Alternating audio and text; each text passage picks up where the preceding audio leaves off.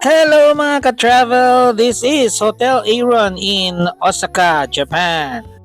Diretso na tayo sa room tour. Microwave, nasa tabi ng pintuan, heating kettle, meron shurak na nasa labas yung mga sapatos namin.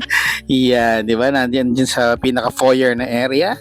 Tapos zinc, lutuan, fridge. Kompleto siya ng mga plato, baso, mangkok, tinidor, kutsara. Nakahiwala yung kanyang CR sa shower area, which is I think is better kasi pwedeng gamitin nyo ng hindi kayo magkasabay, di ba? It saves time. Kompleto na yan. Shampoo, sabon, liquid soap yun, tapos conditioner.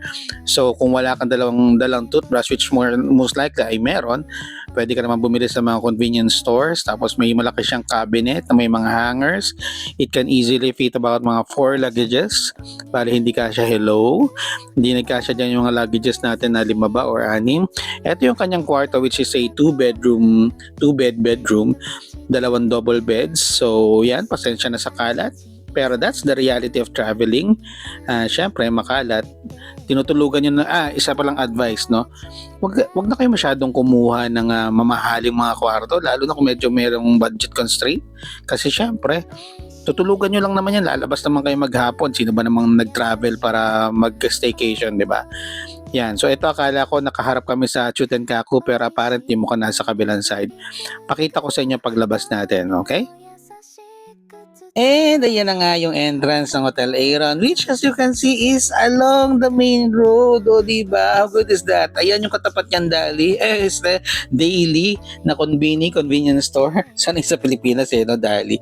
Ba naman itong posting to? Ayan. Ang kagandahan dito sa Hotel Aaron, makikita nyo gaano kahusay, gaano kagaling yung mga Pinoy maghanap ng budget stays. Kasi I think there were another 4 or 5 groups. Yung katabing kwarto mismo namin ay family of 3 from Marikina nga ba?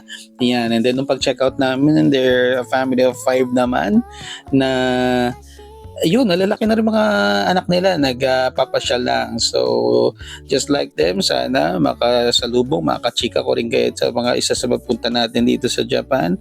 Or kahit hindi, sana claiming lahat na maka-experience mag-travel abroad. Kahit minsan in their lives. Ayan. So ang ganda na itong area na to kasi ang daming, ayan, kita nyo may bilihan din parang drugstores sa tabi. Yung mga drugstores sa Japan ay usually bilihan din ng pasalubong. Yan. Tapos may mga kainan. Tapos dun sa dulo lang ay sa kanto lang yan ay train station na, which is yung Namba station na nandun yung Dotonbori ay isang station lang away. Okay, di ba? Napaka-accessible ng area. Importante sa pagpili ng location ay malapit sa train station. Yan. Tapos yan, yung nasa kaliwang yan is a Mega Donkey. Ang laki-laki niya, may supermarket pa. Grabe. Everything you need, parang we've got it all for you, sabi nga ng SM. Tapos sa tapat niya, hindi Alpha Mart, wala namang Alpha Mart dito. Family Mart, yan. Tapos sa makatawid ng tren, Family Mart na rin yata or Lawson, yan. So, ang ganda ng area, sobrang dami mong access to everything. Syempre, basta nandun yung trend. And ayan na, yung Chutenkaku Tower, which is weirdly enough, sarado siya. Nakapatay yung display niya nung New Year. Wala man lang countdown sa kanyang digital display na pagkalaki-laki. Okay? So, I really hope and pray na lahat ng mga nanonood dito ay makapag-travel dito sa Japan. And yun, thank you for watching. God bless everyone. Ingat palagi. Keep safe, okay? Huwag kalimutang magdasal. God bless. Love you. Mama, mama. Chup, chup.